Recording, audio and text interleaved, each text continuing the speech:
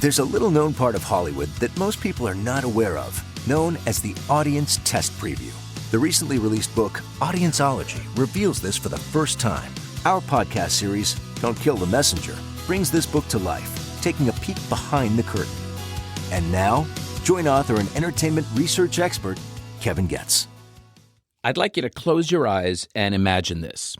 Your dad is a wealthy oil man in the Rocky Mountain region of our country, and he's leveraging his own money to buy one of the major film studios in California. You are a recent graduate of Harvard Business School, and you're facing a dilemma. Do you join your mentor at a regional sports cable network while working on your PhD and teaching at business school? Or do you follow your dad to Hollywood? Well, my friends, John Davis was in that situation in 1981, and he did, in fact, choose Hollywood. Thank God. Today, John is one of the most prolific producers in our town, with over 100 feature films, which have earned more than, you ready for this, $8 billion at the box office. His television credits include The Blacklist and Magnum P.I. His movie credits go back so long, from The Firm to Jungle Cruise, I, Robot, Courage Under Fire, The Predator series, Dr. Dolittle, Daddy Day Camp, Waterworld, Grumpy Old Men. It goes on and on. And aside from his entertainment career, John's business ventures include Wetzel's Pretzels, Blaze Pizza, Dave's Hot Chicken, and Pop-Up Bagels. John, I'm tired even just introducing it all. We have been friends for over 35 years, and I am so happy to welcome you to our show. Well, thank you. And I'm happy to be on the same stage, so to speak, with you, because I'm always watching you on the stage. And now I can participate with you. Oh, man, we have been through it. But I have to say, one of the things that I find that we come together on so intrinsically and organically is the fact that we are both entrepreneurs. Have you always had that in your blood? Yeah, I have. I love starting new companies, and I love movies and TV series because it's like starting a new company. You know, you start with an idea and you try to bring it out of the ground, and you try to put it on the screen, or you try to put it on air. And so I think it's the same process. It's the same mental muscles you use to do both. What's your secret sauce, though? When I think of you, and I mean this in the best sense, I think of a guy who knows how to make money. And I love that about you, and I can relate to it because I really also love making money and finding ways to do it creatively and not necessarily in media and entertainment. Okay, if I have a secret sauce, I think it's this. I have mass taste. I have taste that is very common to large numbers of people in this country and internationally. And that has helped me in the movie business, in the TV business. People say to me, why do you make the things you make? And I go, I make the things I want to see. And that's really easy and simple, but it allows me to approach everything with a lot of enthusiasm and passion and excitement. In terms of the food business, like, what foods do you want to be involved in? What food companies do you want to bring out of the ground? Same thing. I have mass taste. What are the largest group of people in this country excited about? Because I'm actually kind of very excited about the same thing. How are you your mom and dad's kid? Meaning, what is the DNA that you inherited in the best sense of what they both offered? Well, my father had a very interesting way of approaching the oil business. My father was a real entrepreneur. He was a wildcatter. The riskiest way of looking for oil. You look for oil where there has been no exploration before. So you're taking huge risks. And he had this theory that helped me a lot growing up. His theory was, I'm going to find oil because I'm going to drill more oil wells than anybody in the world. But how am I going to finance it? Well, here's how I'm going to finance it. I'm going to go third for a quarter. I'm going to sell these investors a 33% stake for a 25% interest, which means I have a free carry quarter. And by the way, when my oil wells are dry, I'm going to sell the data from those oil wells to other oil companies. And so actually I can make money with a dry hole, but I can make a lot of money when I hit. And he became at one point in time the most prolific producer of oil in the country. Where were you from? He started off in Texas. So my grandfather, very interestingly, was in the schmata business, and he wanted my father to go in that business with him. And my father kind of was 6'4" and 330 pounds and really kind of a guy's guy, didn't really want to do it. They used to walk up and down Fifth Avenue on Sunday nights with my grandmother, and they would sketch the dresses in the windows of Bergdorf Goodman and Best and Company, whatever. And the next day they'd have them out on the street for $3. Ha ha! He was a gambler. He won an oil lease in a poker game. And he said to my grandfather, look, I got to go to Texas tomorrow. I won this oil lease. I got to figure this out. And my grandfather was like, what? What are you doing? He said, see you later. And he met H.L. Hunt. And I think at the time H.L. Hunt had probably multiple wives, because I think he would say to me, I kept meeting a different wife and going like, wait, is that your wife? And took him under his wing and taught him how to drill for oil, put together deals, do it. And by the time he was 28, he had made $1 million. And he decided to retire. And he moved back to New York, where he met my mom.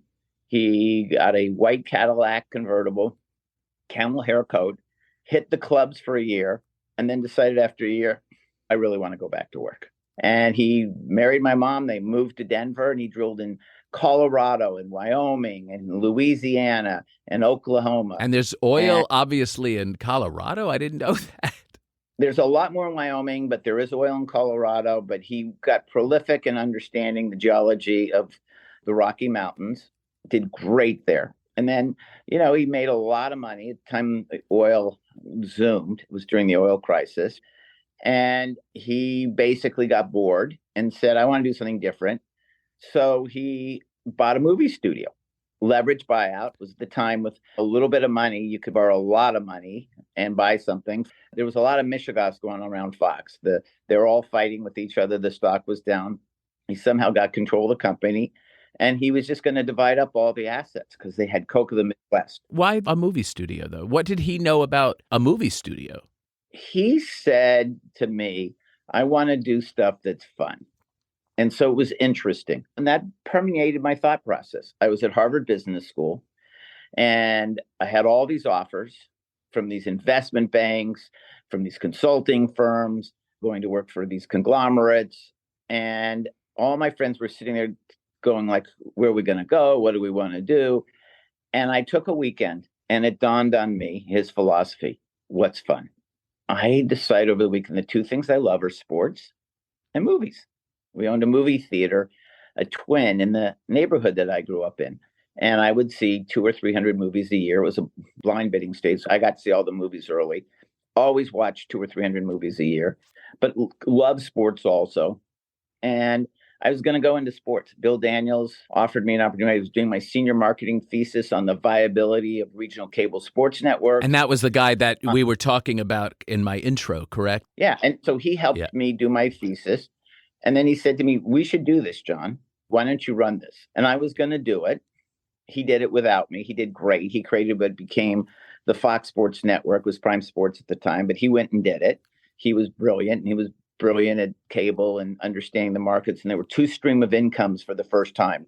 You had one stream of income from advertising, and you could have another stream of income from cable operators. And so it became a really interesting, profitable business. You could do more niche kind of programming.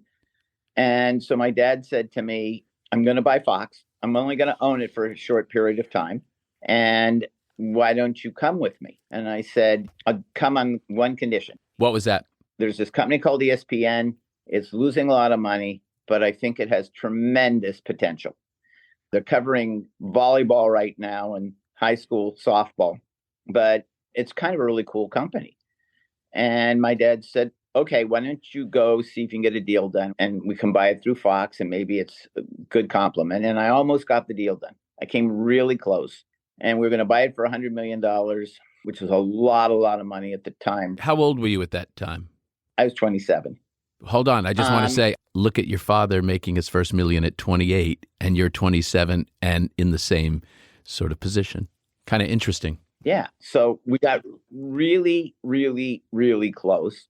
But they said to us that Getty Oil owned it, and there was a connection between our oil company and theirs. They said, this is the only fun thing we do. We drill for oil, we have ESPN, and we have a walnut operation. So we can't let it go, even though it doesn't make any sense. So they backed out of the deal. They got taken over 6 months later by Texaco. Texaco forced it out and forced it into the hands of ABC. And I was kind of there, and I knew my dad was only going to own the studio for a short period of time. He was doing brilliantly. He took Pebble Beach and he built another golf course, and he built a hotel. He took Aspen, he built a new hotel, all assets of 20th Century Fox, and a gondola and the real estate. And he was spinning these out and all that stuff. And he was having fun being a movie mogul, but it didn't make sense for him long term. And so I said, okay, I got 3 years before he sells it, maybe 3.5. I'm going to learn every possible thing I can learn about this business, and this is going to be my career. My understanding is that you first sought out people like Frank Capra and George Lucas. Yep. George Lucas agreed to see me. I went up and saw him, and I think it was Atherton, and he gave me his perspective on the business, which was stay away from Hollywood because you can't trust those guys. And Frank Capra, I met him in Bailey, and we were fishing, and he was talking to me, and he said, you have a tremendous responsibility as a filmmaker because you can teach people, because they're going to be staring at a blank wall with flickering images, and you have their attention for 2 hours. What are you going to teach them? Or what are you going to say? Or what is your responsibility? And that really landed heavy on my shoulders, because I realized you actually had to do something important. You actually had to say something important, even if you're going to entertain people, because you had this unique opportunity and this is your challenge and you have to do this. I mean, years later, I made a Holocaust movie. I feel every Jewish boy has to make, in the film business, has to make one Holocaust movie. Which one was that? It was called Miracle at Midnight. So my father-in-law was Danish and told me stories how they hid the Jews in their attic and the whole family, and how in 48 hours, when the Nazis said, round up your Jewish population, they hid them and got them out of the country, and they saved like 93% of their Jewish population. And I was inspired by this, so I made a movie about it. I think they got them into Sweden, if I'm not mistaken. They did. They got them into Sweden. And so I made a movie about it. We got a lot of visibility. I made it at Disney. It was a Disney Sunday night movie. They distributed it to grade schools throughout the country in an effort to teach tolerance and all that stuff. Oh, that's marvelous. You know, but I've had other opportunities to feel the values that I feel are represented in some of the films I make. And what Frank Capra said to me, he goes, just remember, the common man can do uncommon things. It takes one person who believes in himself to do something inspirational. So I was all in on that. I really got my start. I learned everything I could in 3 years. I met everybody I could meet. I got a unique opportunity. And then he sold the company. And then I put my little film company's logo out there, and I started. How did your father, who was such a big man, how did he try to give you, I guess, a normal life? Because you have this innate sense of fairness and innate sense of goodness. I find you to be a really good citizen, a good guy. Always have, and I admire that about you, and it had to come from him or your mom in some way. Well, I think two things. I think I was very fortunate to grow up when my father was struggling. And so I remember he drilled 90 straight dry holes, and they were really struggling, my parents. We lived in a very modest small house in a suburb of Denver. And my mom said to him at a gas station one day when the gas pump broke, Marvin, you can't even find gas at a gas station. And that was Barbara. And so he didn't really hit it until I was like 15 years old. And so I saw him struggling. Wow, that is really, really interesting. So you got to see the hard work that he had to put into it and then hit. Yeah, it was difficult. We didn't have money to take guitar lessons. I remember my parents fighting about whether or not we could afford guitar lessons. They grew up with a lot of scarcity. And then when I was 15, he just kind of nailed it. And then he kept nailing it. And so I think that helped. I think the other thing that helped is both my parents loved to create hospitals. I grew up with a lot of doctors around the house. So my dad created a geriatrics institute in Colorado. and brought in all these doctors. And my grandfather had a stroke, and my father got very interested in how to help people as they were aging. And then my mom got into diabetes, and she created her diabetes hospital, the Barbara Davis Diabetes Center in Colorado, which treats lots and lots of people for free. I think it's one of the most important research hospitals. The two of them together created the research hospital at Cedars. So I've had the example from them of how do you help others?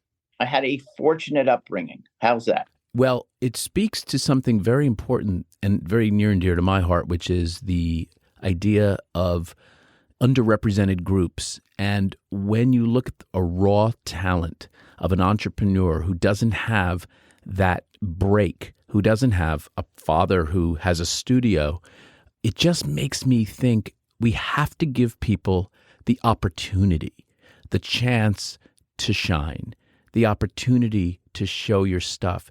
You were so lucky to have that opportunity. But I do want to say, you can't teach entrepreneurship. You cannot teach someone to be an entrepreneur. You can teach them how to be a good one. You can teach them business practices. And I think that's where I find wanting to give back is to provide jobs for people and to give people the opportunity. Because I came from a very humble background myself, and I'm a self-made guy, so I get it completely.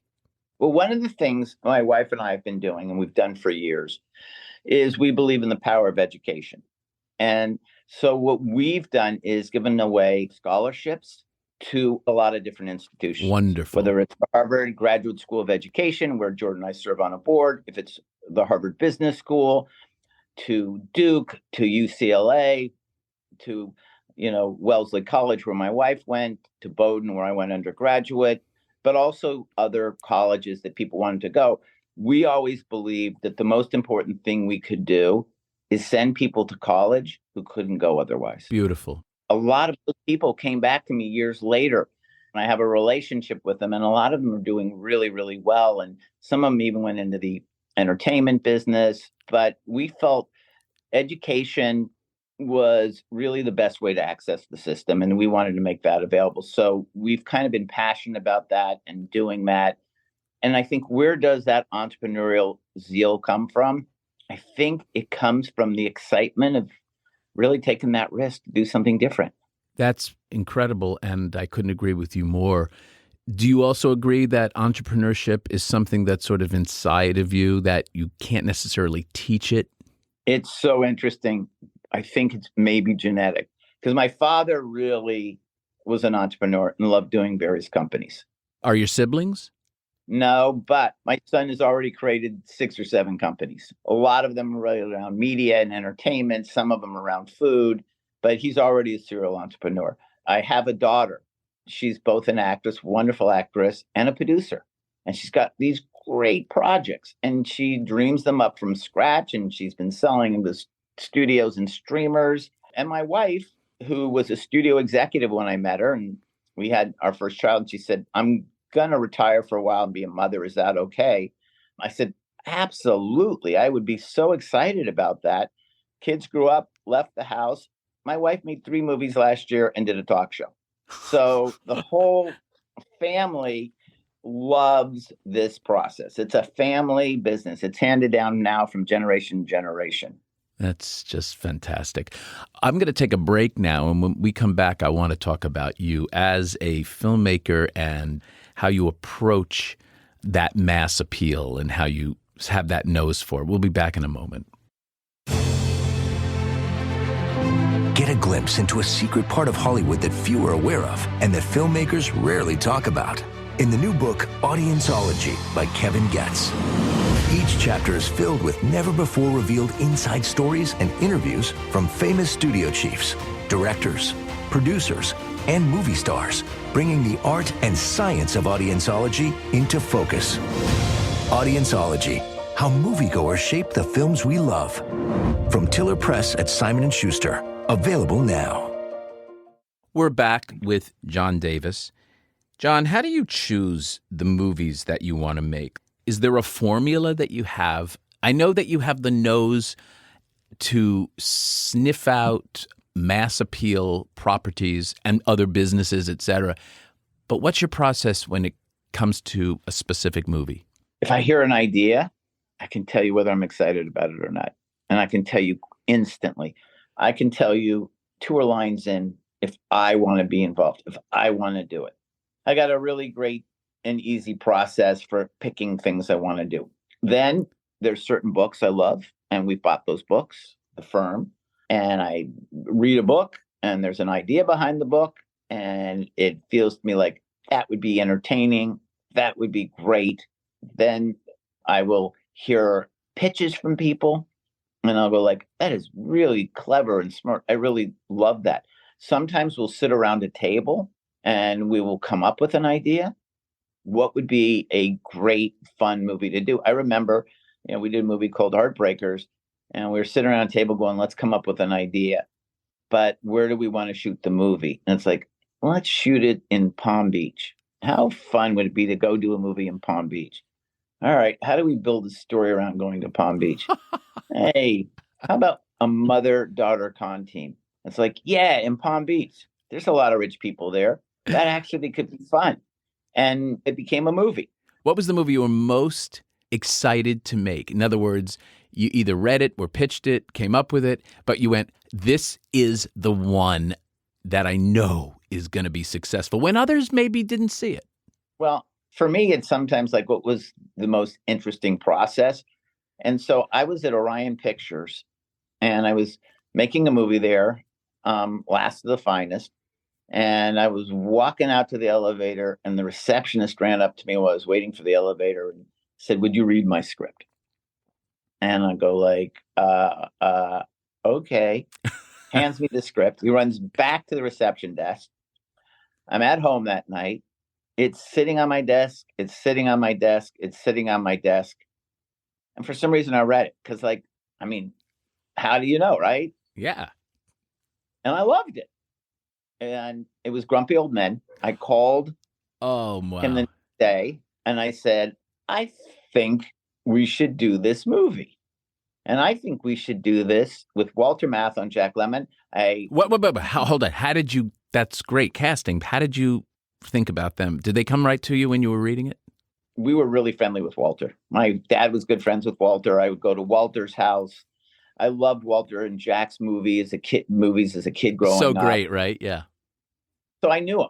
And so I give the script to Jack first, and I knew Jack. You didn't have Donald Petrie wasn't on it yet, was he? He wasn't on it yet. He said, I love this. He goes, I'll do it. I give it to Walter, and he goes, this sucks. This is terrible.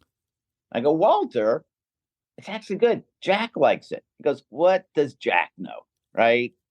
And I'm going like, what do I do? What do I do? I had sold it to Warner Brothers. Warner Brothers said, we'll make it with the right cast. I said, Walter, what do I got to do to get you to do this movie? He goes, my son, Charlie, has this movie he wants to direct. If you can make it happen, I'll do the movie. And I'm going like, oh my God, this is really nuts. So I go to Terry Semel and I said, would you give me a distribution deal? Because I can finance Charlie's movie off the distribution deal if Walter commits to this movie. He said, I will give you a distribution deal for like 30 theaters. But that was enough to get the other movie financed. So I get the other movie financed. Walter and Jack actually agreed to do the other movie also. What movie was that? Do you remember the name of it? It was The Glass Menagerie. Am I remembering it right? Tennessee Williams? Yes. And Walter does Grumpy. And it's a huge hit. It was so much fun. And then we made a sequel with just so much fun. I ended up doing 4 movies with them. And that meant a lot to me. Did you do Out to Sea also? I did. Because Martha Coolidge was a guest here. Yeah, I remember I brought Martha in to direct it. She was a buddy of mine. And I said, Martha, I think we could have a lot of fun doing this movie. And we did. And I love Martha. And we had a really great time. And it was great doing with Walter and Jack. I mean, we had a really, really, really, really great time. And I had just grown up watching The Fortune Cookie and The Odd Couple. And so for me, oh my God, what could I ask for? So I've remade certain movies that I loved growing up as a kid. I remade Flight of the Phoenix. I remade Dr. Dolittle. I also love IP. So I've been really good at getting famous IP, and that has translated into getting movies made also. And sometimes I just have relationships with certain movie stars and talk about what kind of things they'd like to do, and that becomes movies. You've also had a lot of really good people work for you and with you, and they've gone on to bigger things. Who are some of your most proud proteges? Well, I feel sorry for my assistants because I always say to them, look, off this desk have become big studio execs, off this desk have become writers, off this desk have become important agents, and off this desk came a United States ambassador who is now in the State Department. And I said, so you got big shoes to live up to, right? And I think they all probably go like, would you stop telling us these stories? But I'm actually proud of them because I'm happy those kids have done so well. And those people who have worked with me have done so well. I mean, they've done great. And so I'm really excited about it. But I also had Wick Godfrey come to work for me. He was my guest a couple weeks ago. And I love Wick. And I remember he was working for somebody else. I tried to get him to come to work at my company. He was at New Line, wasn't he? He had moved over to another producer, and I brought him in as the CE, and he grew up into the president of the company. We did great together. But he was really sitting in that other producer's office, and I walked by the window, and I said to him, you're making a mistake. You're making a mistake. Come with me. Come with me. You're making a mistake. And he said, okay. So I literally took him out of the window and into my company. Oh. And then John Fox, who's been with me a long time, who I love. And I met John Fox. We were making a movie, Norbid, with Eddie Murphy at DreamWorks. And I met John and we just clicked. And I thought he was so bright and so full of great ideas that I loved him so much. I talked to people into Fox into hiring him and bringing him over as an executive so I could make more movies with him. And I made a bunch of movies with him at Fox. And then I basically went to him and said, you know what?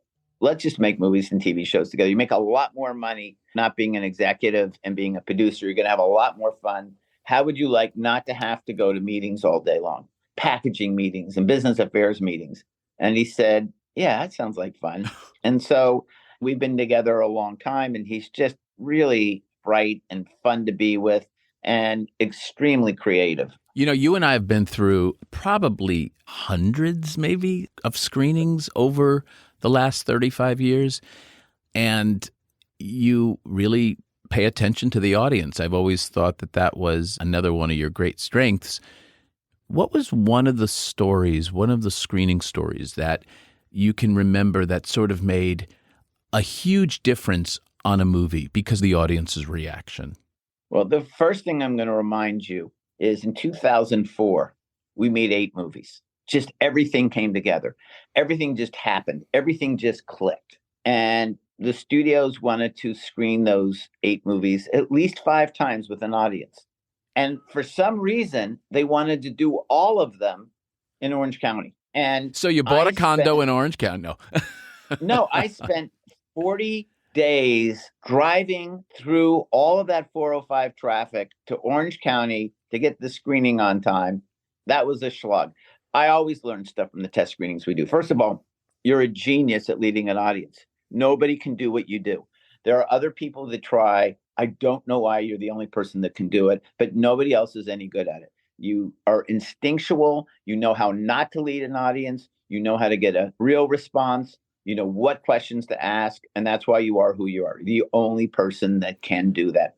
That is incredibly kind and generous. I will say I have to disagree. I have people that work with me, I think, that are wonderful moderators, but I will accept your beautiful words, and I appreciate that. What was a time when, like, the movie maybe wasn't working so well, and because you made this change, all of a sudden the scores went up 20 points? Do you remember something like that? Well, do you remember when we did Jungle Cruise? Sure. Well, if you remember that movie, we must have tested it 7 or 8 times. Correct. And I could tell from the first number of tests, audiences really liked the movie. They really connected to it, but something was keeping them from embracing it. And what often happens is it's the end of the movie, because you and I both know the last 15 minutes of a movie is the most important, has a disproportionate impact how people perceive and remember and like their experience. And it had something to do with the mythology, if I recall, right? It was too complicated. They Yeah. didn't get it. Yeah. Yeah. It was just so complicated, and we're trying to bring all the strands of the movie together and make it make sense. And it was too complicated. And we played with it a bunch, and it came down to make it simple, stupid. How do we come up with the most simple mythology? How do we uncomplicate it? How do we make it make sense and then ultimately be satisfying, right?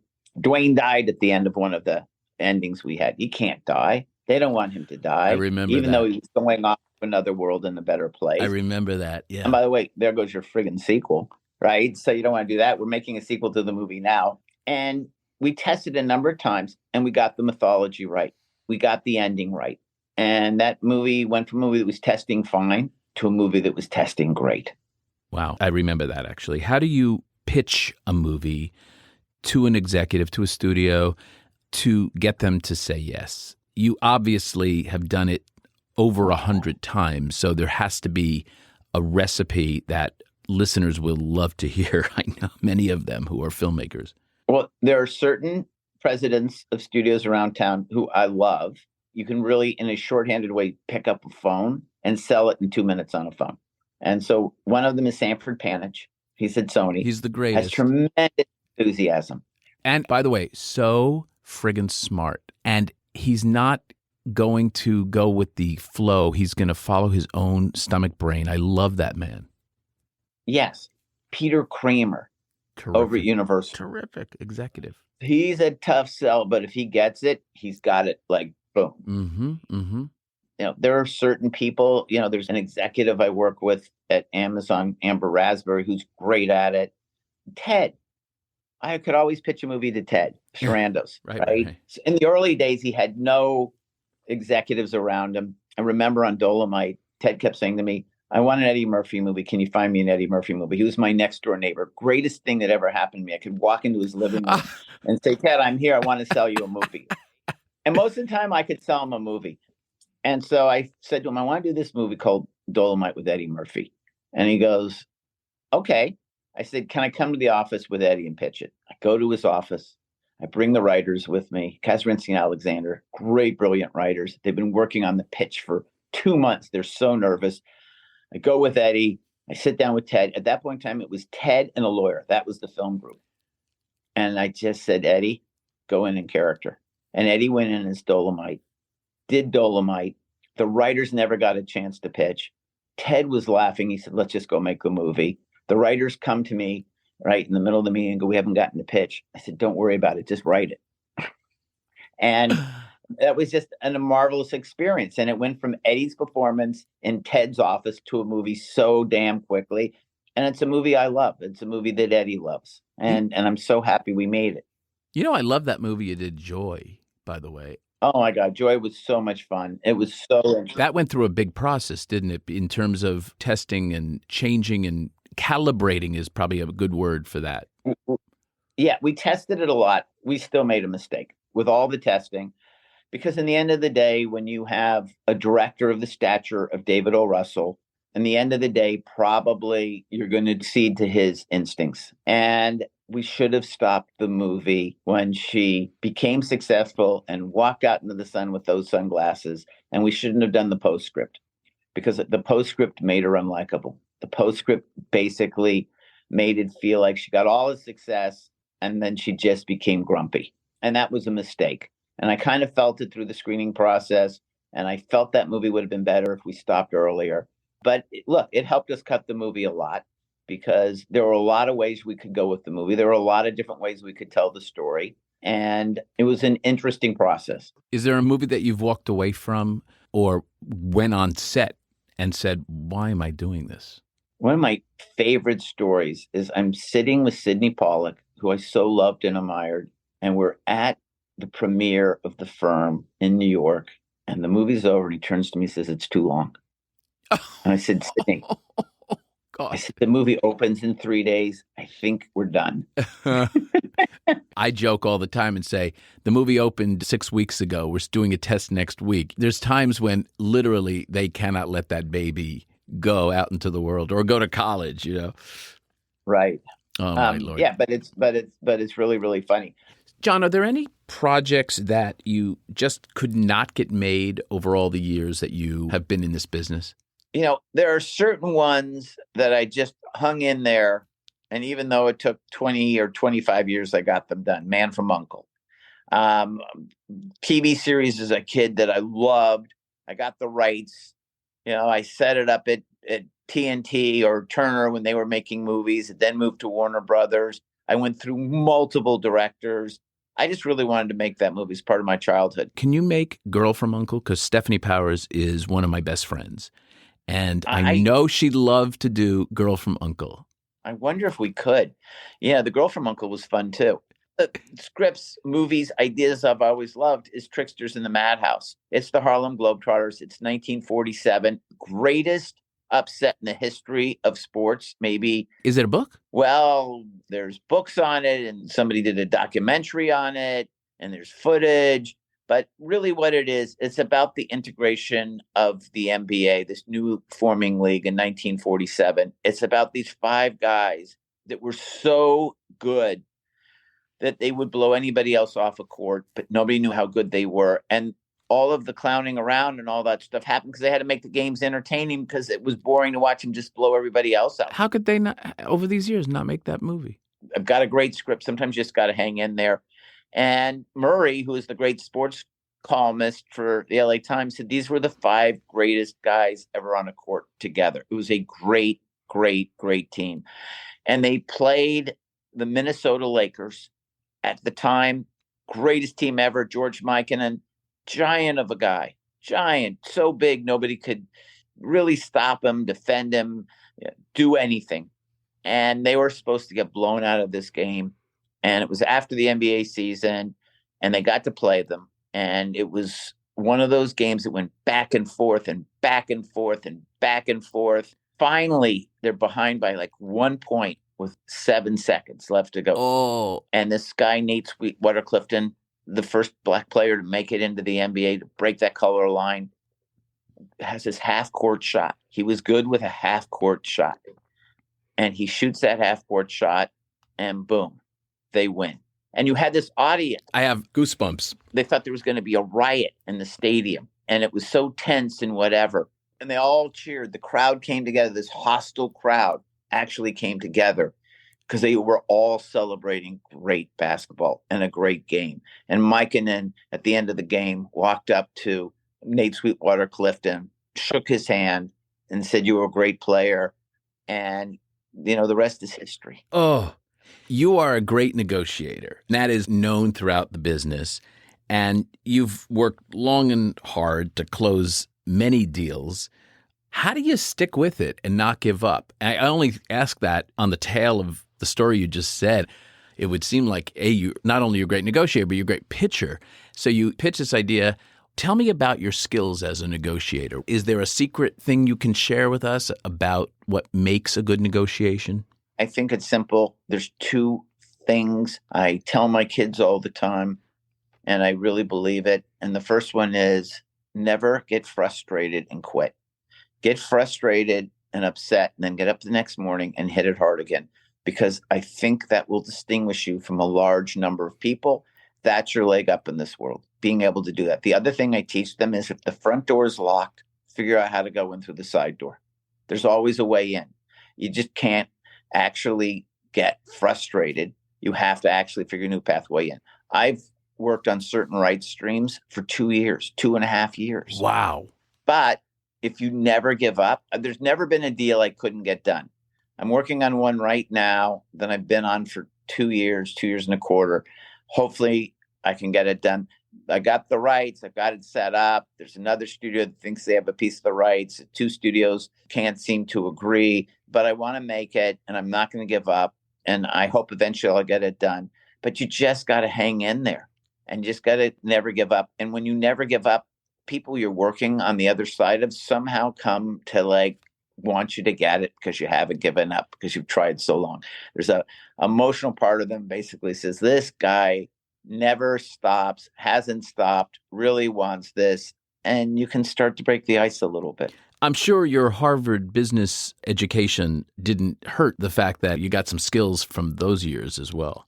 The greatest thing I learned at Harvard Business School, and again, I've shared it with my kids, I've shared it with people I work with. Greatest thing I learned there was the feedback sandwich. Tell them something nice. Tell them what you want to tell them. It really works.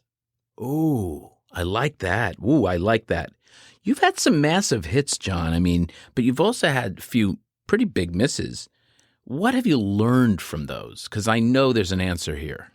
That you never know how a movie's going to turn out, and failure can never scare you. You just, right after some of my biggest failures, I've had my biggest hits in the food business or in the movie business or in the TV business. You just have to have the courage to keep going. And you do learn things. What did I do wrong in that movie? What did I miss? How come that didn't come out the way I wanted it to come out? You can't control every single element of an enterprise that involves actors, directors, studios, writers, a crew of 120 people. You can't control all those things. But what you can do is you can put them together the best you can and hope the alchemy of all of that works. I had 3 deals go south during COVID, 3 investments that went south.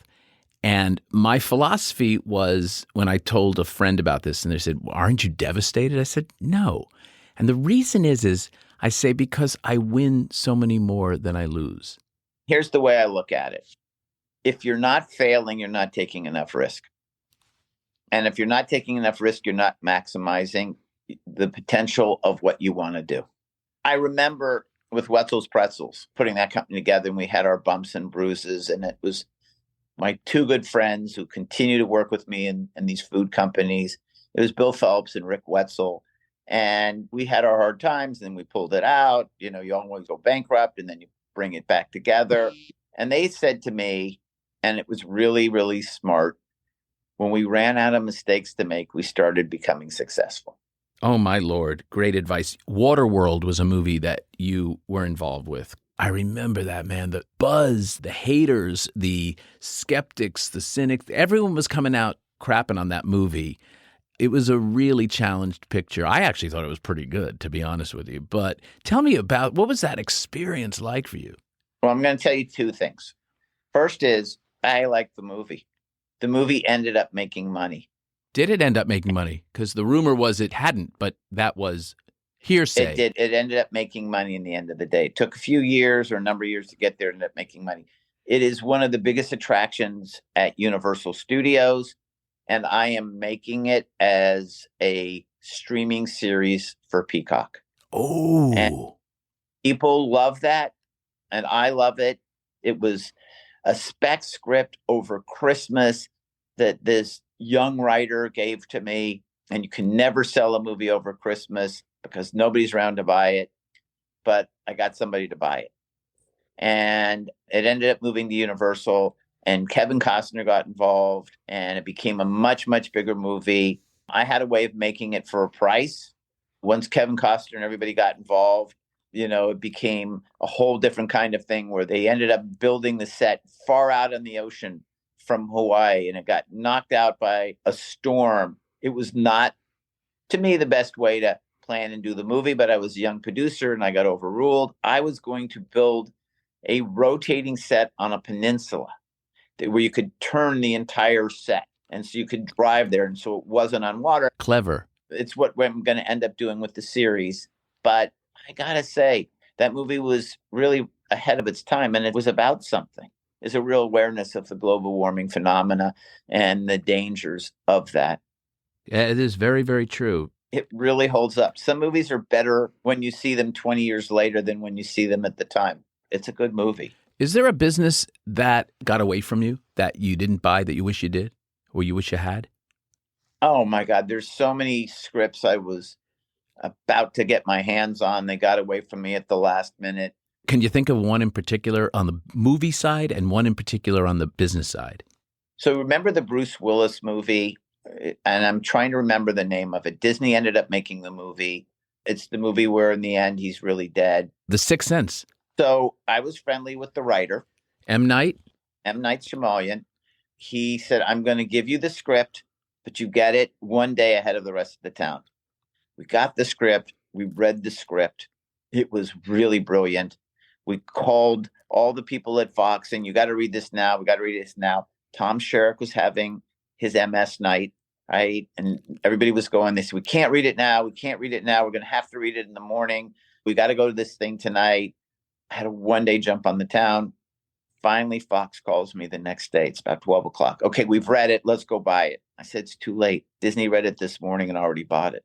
Oh, I got to imagine, I'm going to say it had to be, if not $1 billion worldwide gross on that, it had to be huge. It was a great movie. And I really wanted to make that movie. It made me cry, that script. I knew about the twist because we had tested it. But even going in, knowing it, I still forgot it because it was that compelling. What about business-wise? Is there a business that it was presented to you, you were like, well, maybe, or you just didn't do it? You know, a lot of the businesses we've started from scratch, so I don't have that opportunity to say away from me.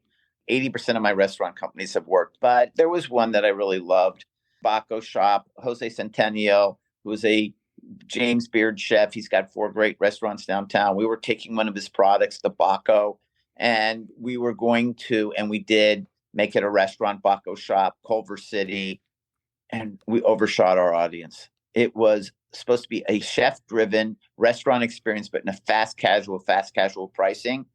And it was a very complicated menu and complicated and interesting tastes and spices. And we went right over our audience. Too complicated. Going back to your story about Jungle Cruise, it was like it needed to be simpler. Yeah. It belonged as a restaurant, as a fine dining restaurant. It was too sophisticated, for a fast casual restaurant. So 3 movies that if you had on your tombstone, what would the 3 be? Oh, my God. Well, Dolomite, simply because having done 5 movies with Eddie, and we're going to do a 6th here, I think it was our best work together, and it was a movie that I loved. We won the Critics' Choice Award for Best Movie Comedy that year. We got nominated for a lot of things. So it would be Dolomite. Predator, because it was the first movie I ever made, and I've done it now 6 or 7 times. So it's the gift that keeps giving. And I would say Grumpy Old Men, because it was an amazing experience working with my childhood idols. Wow. John Davis, we can talk for another 6 hours and just barely scratch the surface. It has been so great talking to you today. I find you to be inspirational and a great businessman. And I hope anybody who has an entrepreneurial bone in their body listens to this and can learn from your wonderful words today. You've saved my bacon many times, my friend. Thank you. You're welcome, John. To our listeners, I hope you enjoyed our interview today. For other stories like this one, please check out my book, Audienceology, at Amazon or through my website at kevingetz360.com. And you can also follow me on my social media at kevingetz360.